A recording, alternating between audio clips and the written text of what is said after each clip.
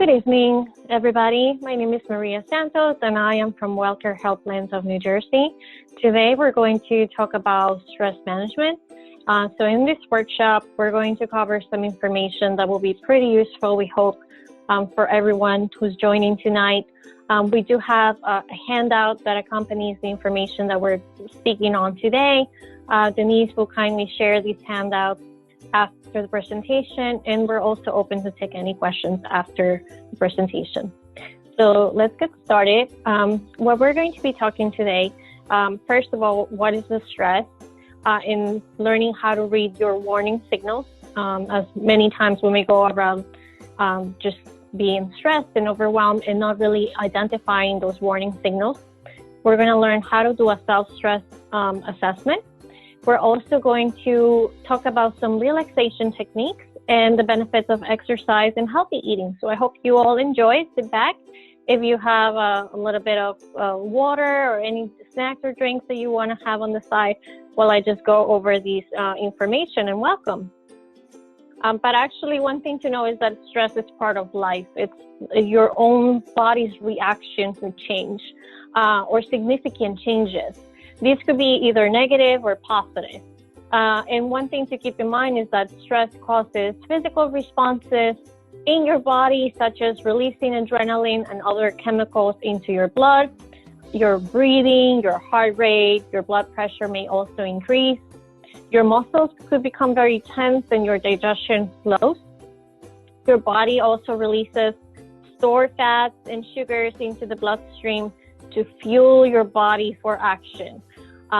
We may probably also be familiar with the term fight or flight, which is a term used to describe the stress response within our bodies. And it's pretty much telling you that your body is getting you ready to fight that change or that threat, perceived threat, whether it's real or not, or to flight the scene if you're getting ready to run away or avoid that, especially because we don't want you to feel sick if you're feeling overwhelmed with stress and you're starting to notice that these changes are happening in your body, in the way that you think, in the way that you feel, in the way that you act with others.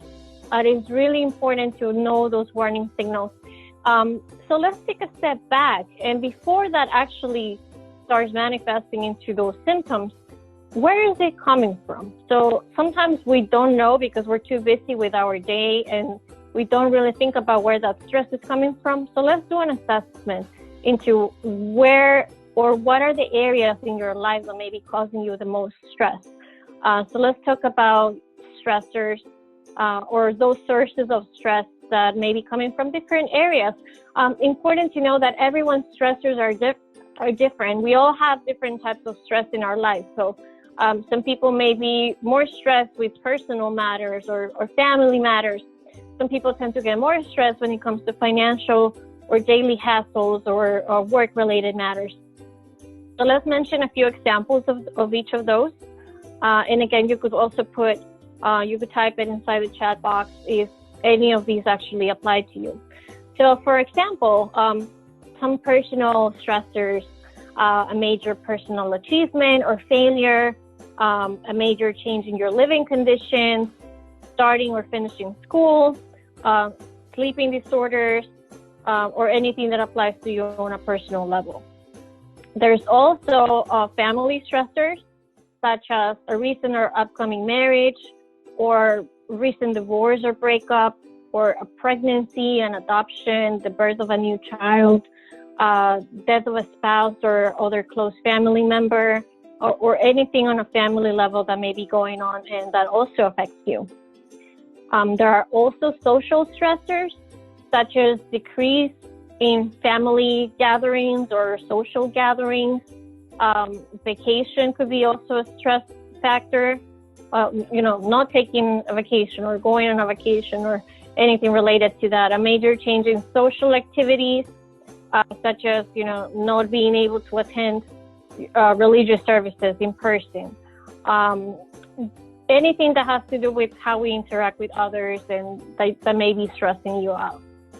There are also financial stressors, such as any type of issue with income living on a fixed income or reduced income due to retirement, or a new mortgage or a major loan, or growing debt, or taxes, anything financial related, which tends to be a very stressful topic to talk about to a lot of us. There's also daily hassles, which are things that happen very commonly in our day-to-day, such as preparing meals, grocery shopping, household chores, running errands, and also too finding time to exercise throughout all of these things that we have to do throughout our day, balancing things with work and childcare, and also to finding some time for ourselves. There are also work-related stressors, such as starting a new career, or starting a new job, a job loss, or demotion or transfer. A promotion could also be a stressful thing.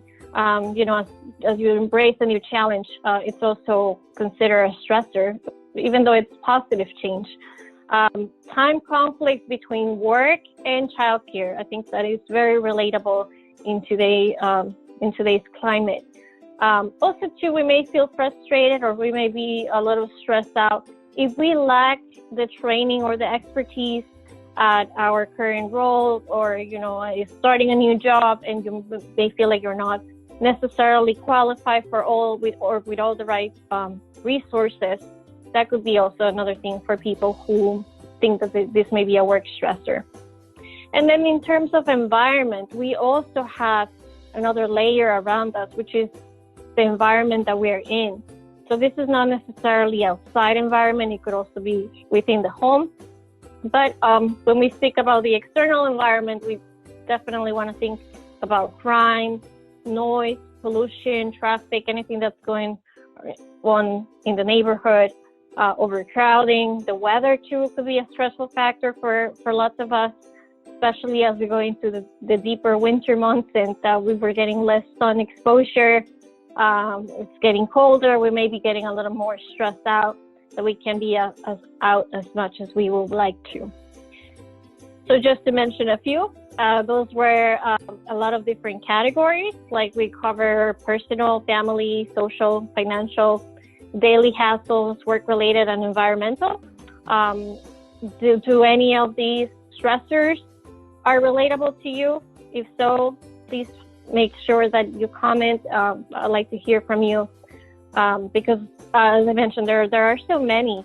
And I hope that with this, it also allows you the option to really identify, where do you think the biggest stressor is coming from you, from which area, so that you don't necessarily just generalize that you're feeling stressed, but rather that you know that you now have a plan of action, that you will try to eliminate the stressors coming from that area if it's under your control, because some of these things are actually out of our control, and we may not necessarily have the ways to change them. However, we do have a say in the way that we react to things, right? So let's take a look at some relaxation techniques. And thank you, Denise, for actually having the handout, the cover of the handout out on the screen. This is a very helpful booklet, which is where all the information that I'm speaking on retrieved from, so that hopefully after today's presentation, you all get the email from Denise, and you will be able to go through this booklet. It's a self-help book about stress management. So let's take a look at some of the most common relaxation techniques. So what is relaxation? Relaxation is actually the freedom from tension, but it takes practice, and it takes a lot of commitment, like anything else, like exercise or eating healthy, because practicing relaxation, it's something that requires time, that you need to know which of the techniques that you have explored work better for you, that you like, that you think that you're going to put in practice in times of stress. And when you do, you're going to find that you will find more balance, more flexibility with things that are happening, have more energy, have a greater sense of well-being, and also too have increased confidence and courage, as well as motivation, so that you are more productive and you could tackle on any challenges. So definitely, some of them include progressive muscle relaxation, which is based on the idea that in order for your body and for you to relax, you need to know what it is to feel tense. So you need to be aware of what or where the tension is coming from. So for instance, we could practice a little exercise right now as you're sitting comfortably, as I am. You could practice this with your hands and also with your feet. If you curl your toes, or if you curl your hands like in a fist, like what I'm doing right now, and we're just going to hold. If you're practicing with your toes or with your hands, we're just going to hold these in this movement for about 10 seconds, or even 5 seconds, just so that we could feel that awareness of what it is to feel tense. And then when we're done with that, we're going to release. And we're going to notice a difference in the movement and in the body, how it felt to be tense versus how it feels to be relaxed. So this is something that you could practice with all the muscles in your body, even the facial muscles. If you raise your eyebrows and then, just do all these facial movements with the muscles in your face. So it's a very good technique. Some people like to use a stress ball or a stress reliever. So if you're watching TV and if you want to practice this in the middle of your favorite show and commercials, you're more than welcome to do that. Just so that you get into the habit of practicing progressive muscle relaxation and knowing whether this is a technique that may work for you.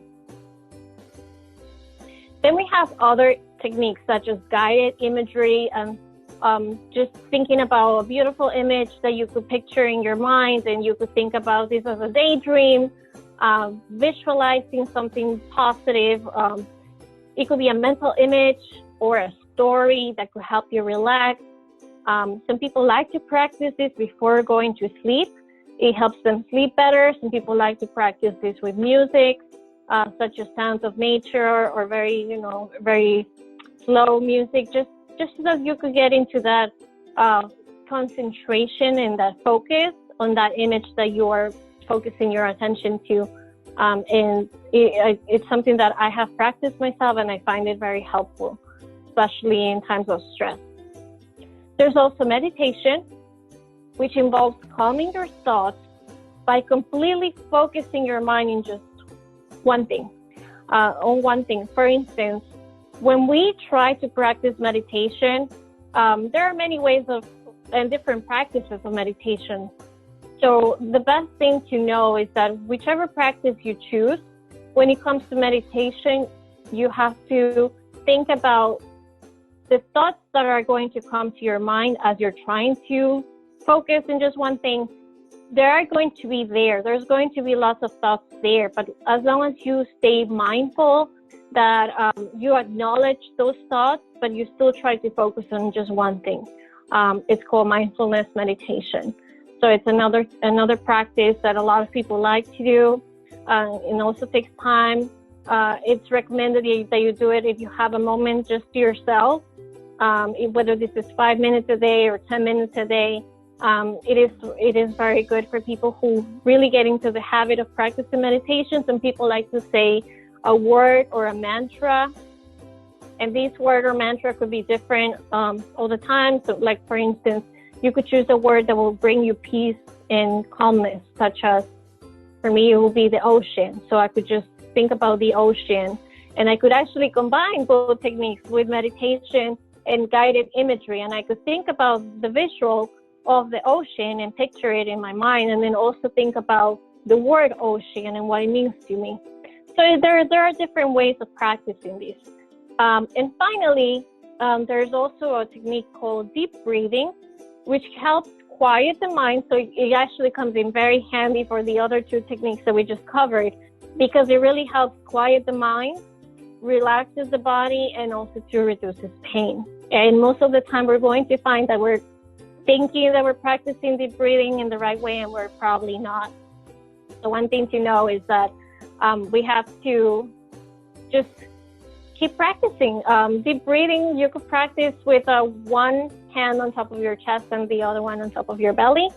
And just focus your attention into, as you breathe and you inhale, which of the two hands are moving. We could practice this right now. So you could put one hand on top of your chest and the other one on top of your belly. And as you inhale and then you exhale, I want you to pay attention to see which of the two are the ones that you think are moving the most, or the one that you feel like it's moving. And if you want to share that experience with us on the chat, feel free to type that. The recommendation, of course, is that if you're doing moderate exercise, that you get at least 150 minutes a week of moderate exercise. So 150 minutes sounds like a lot to me, and I don't think I want to commit to that, right? But if you think about 150 minutes for the week, it's something that we could easily break into something that works for us. So if we only want to exercise 5 days a week, it's something that we could potentially do. If we break it by, 30 minutes a day and then take 2 days off, whatever works for you. And if not, if you are one of those people who are more into doing vigorous activity, it's part of your daily routine, and you are committing to that, then the recommendation is that you get at least 75 minutes a week of vigorous activity. But it's important to mention that some of us, we may need to talk to our healthcare provider first before starting any type of exercise program, especially now that most of us are exercising indoors. We don't want you to break anything, right, or injure yourself. So you may want to, if you think you have a pre-existing condition or something that may limit your ability to exercise, it is important that you speak about this with a healthcare professional first before starting anything that may be too much for you. Okay, so now we're moving on to our next segment, which is healthy eating. And if you're joining us today, a couple of weeks ago, we did a nutrition workshop in which we covered a lot of information in regards to nutrition. But I just want to mention today that healthy eating is also another way of keeping your body on check when it comes to the stress levels and the stress management. So it is important to give your body extra energy when you're stressed. Sometimes when you're under stress, it makes your body crave a lot of things such as salty, sugary, and fatty foods. But what happens is that after we satisfy that craving, we're actually going to give our body nothing nutritious in essence, and we may actually have the opposite effect. We're not going to get any energy from those foods, quite the contrary. So it's important that we always keep our body, give our body the proper nutrients, following the MyPlate.gov guidelines, which you could all look in online if you want to choose. Go to www.choosemyplate.gov. It is a very good model to follow, which tells you that half of your plate has to be fruits and vegetables, and then the other half of the plate is broken in two, a quarter for the protein and a quarter for the grains, and also don't forget your dairy. Some of us need that extra calcium and vitamin D, so it's important to find alternative dairy options if dairy is not a thing for you. And avoiding all types of fast food and junk food that are only going to increase our cholesterol levels, or sodium is going to increase our blood caffeine, or just any caffeine at all. You could also talk about that with your doctor. So in regards to the self-affirmation and positive talk, it is really, really true that the way that we think, in a lot of times, it really determines the way that we act, and how we respond to things, and how the turn of events happens after that. So we always have to send positive affirmations to the world and to the universe, because we also want to get that back. And one way of changing that is absolutely by changing that negative talk. Most of the time, we tend to think about negative thoughts, and what happens is that we start repeating these thoughts. They just start playing like a broken record on our mind. They're just there, and they linger there all the time. And some of these are examples such as, "Oh, I'm not good enough for this," or I'm a failure, or "Why do these things always happen to me?" That type of talk is obviously negative. But actually, when we start thinking about negative stuff in regards to, just that self-talk, because it's coming within us, it's coming from inside our mind, is that we want to pause for a second. We want to take a step back and we want to know, okay, what are some of those, take at least 3 things that you were saying to yourself that are negative. And we want to start thinking about how we can rephrase those into something positive. And actually, one of the books has that section on how to, break that habit of the negative thought.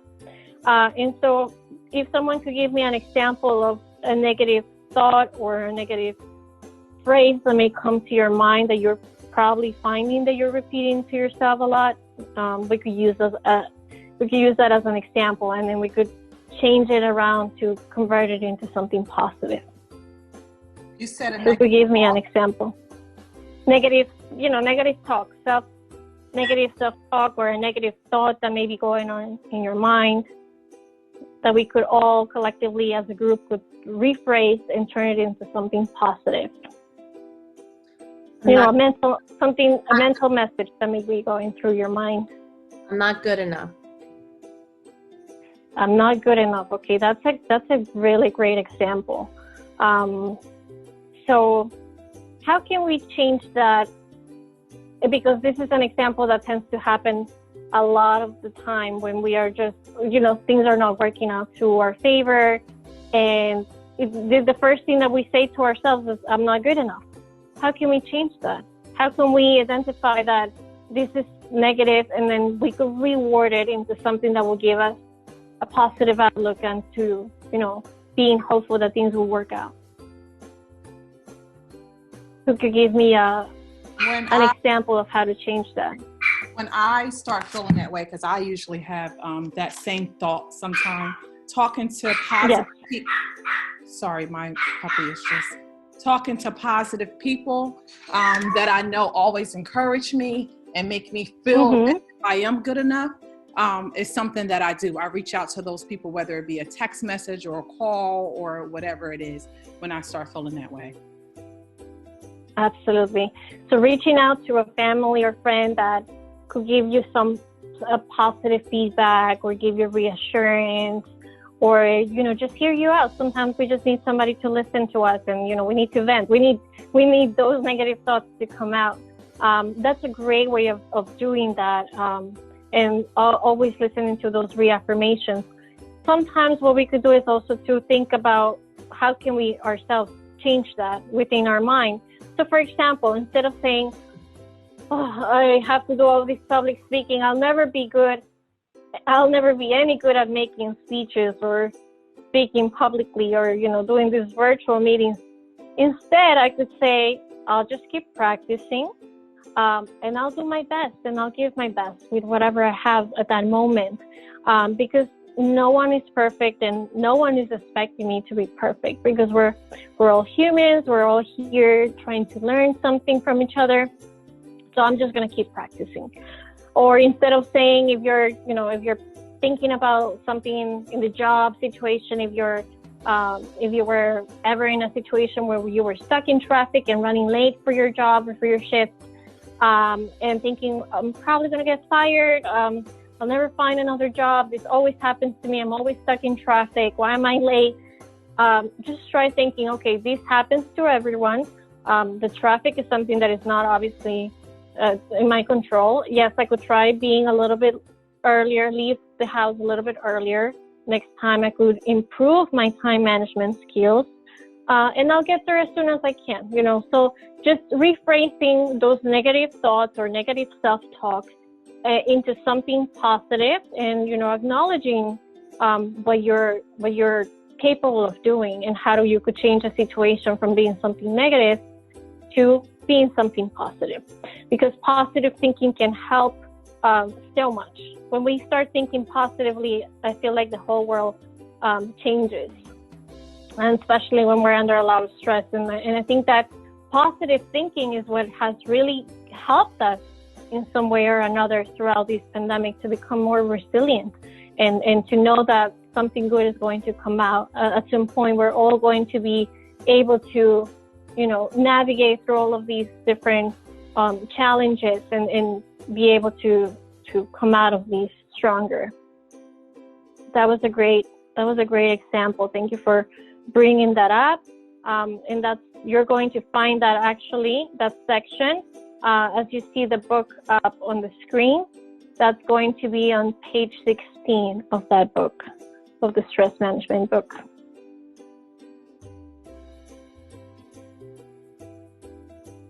Okay, so if nobody has any other questions, that is true. I really like that comment. You never know what other people are going through, so always be kind. That is absolutely true, because sometimes, all of us, we may be battling a lot of different issues or challenges. We may have personal battles. We may have things happening within our family, within our own household, things that we may be going through with our health, financial issues, anything that may be happening. And, we still have to be out in the world, and we still have to show kindness to others, because we don't know what that other person may be fighting as well. So I absolutely agree with that. And thank you for mentioning that. That's actually very true. And I think that that's something that we could all practice as well as the relaxation techniques, and practice kindness and practice mindfulness. I 100% agree with you. And I'm not sure if anyone has ever read The Secret. I'm not sure if you're familiar with that book, Maria, but it's like the I am actually. So it's like the law of action, and when you think of positive things will come to you. So I think about that book when I'm hearing this training, because when we start to claim the things that we want in this universe, things will come back to you. And it just piggybacks off of that term of being kind and generous and loving and forthcoming with people. And all those things are returned, because when we have the weight of the world on our shoulders, it really stops us from seeing the bigger picture. And sometimes we always tend to make things all about ourselves. And then when we start to find fulfillment in knowing that there's a greater purpose, whatever you identify that purpose of being, whether it be religious or self-fulfillment, or a goal that you mark down that you want to accomplish, whether it's purchasing a home, whether it's purchasing a new car, whether that's getting that job, when you start to write it down, because I saw in the text that journaling is also something good that you can do to promote positive thinking. These things will come to light, and I truly believe in that. 100%. I agree with you, Denise. And I'm actually happy that you mentioned that the self-help book, on the booklet on stress management, does have a section for that, because sometimes people are better at expressing their feelings. Not all of us may feel comfortable sharing what we're going through, because we don't want to bother other people with our problems or issues.